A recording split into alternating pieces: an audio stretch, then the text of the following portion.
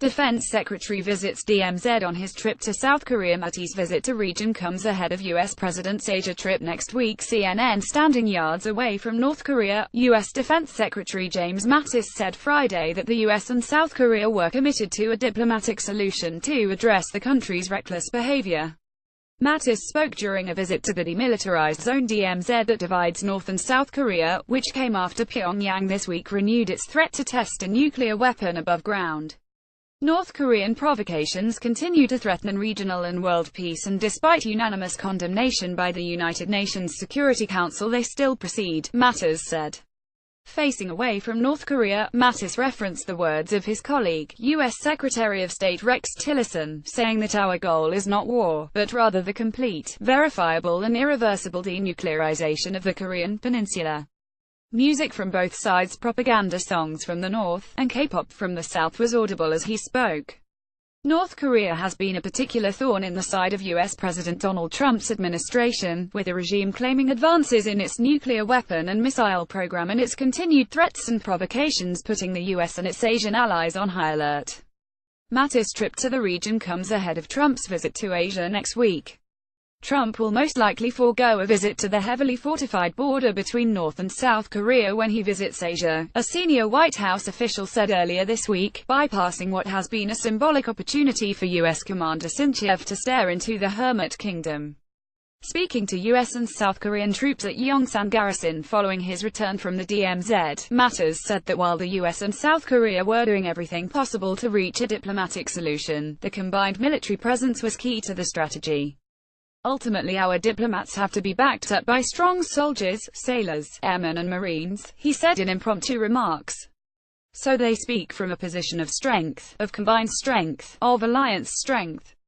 Shoulder to shoulder, South Korea and the US together.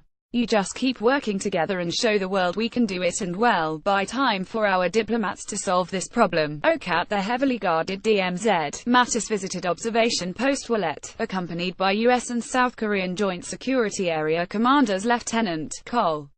Matthew Farmer and Lieutenant Col. Kwon Young-won, before moving to the Freedom House at Panjunmun village near the military line of demarcation which separates the two neighbors and rivals.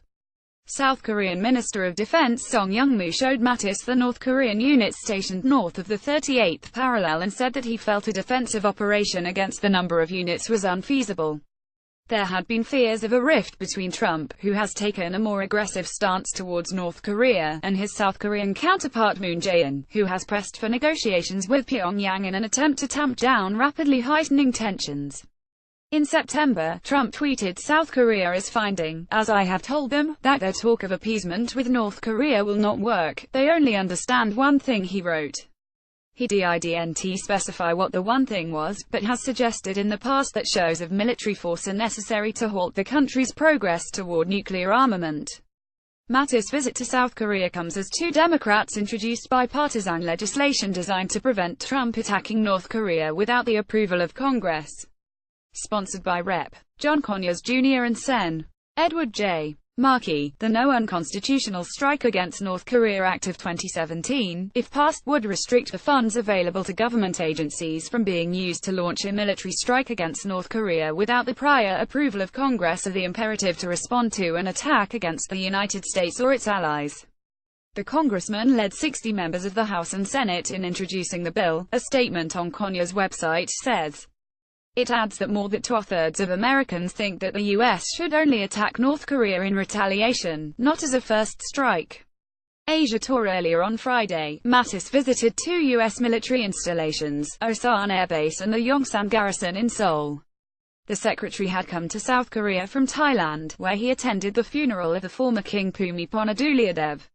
U.S. Vice President Mike Pence visited the DMZ in April, describing it as the frontier of freedom. Coming shortly after a failed North Korean missile test, Pence said at the time that the era of strategic patience is over. The DMZ is the de facto border between North and South Korea. It's 4 kilometers (2.5 miles) wide, stretches 250 kilometers (160 miles) and is dotted with military guard posts, mines and defensive structures. It was established by the 1953 Armistice Agreement which ended the Korean War, though both sides technically remain at conflict as no peace treaty has ever been signed.